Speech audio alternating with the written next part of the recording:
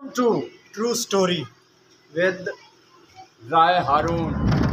अस्सलामुअलैकुम नाज़रीन, असी अज हाज़र होए हैं कोयटा तो जा रहे हैं जी। चमन है रस्ते थानू मनाजर विखाते जा रहे हैं। अब पहाड़ बड़े ने, सारा पहाड़ी इलाका है जी। तकरीबन कोयटे तो 125 किलोमीटर है। चमन अफगानिस्तान का बार्डर है। चमन के बार्डर से असी गए हैं तो उत्थों की वीडियो थोड़े वास्ते शेयर कर रहे हैं ताकि भाइयों भी इस बारे इलम। सारा पहाड़ी इलाका भाईजान तुम देख सकते हो।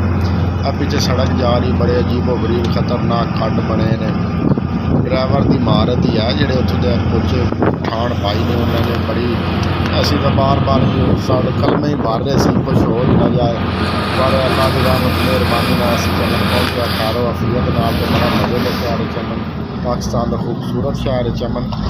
तुम देख सकते हो सारे नाजरीन, सड़क ने पहाड़ ने, पहाड़ों के सेंटर सड़क बनिया ने। पूरा पहाड़ी क्रॉस करनी पैंती है।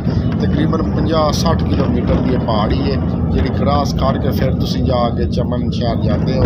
तो मेरे दोस्त सी राय मुबीन इन्हों के नाल असी गए हैं, विजिट किया तो बड़ा मज़ा आया। बहुत ही बेहतरीन शहर है चमन, पाकिस्तान का अफगानिस्तान के बार्डर के बिल्कुल करीब है शहर। तो इतों देख सकते हो तुम सारा तो असी साढ़े थले आ पहाड़ी जी असी जा रहे हैं। इहदे थले शहर है, सेंटर पूरी पहाड़ी के दरम्यान चमन शहर है। तो नाज़रीन साडी वीडियो लाइक कर दो, तो चैनल में सबसक्राइब कर दो।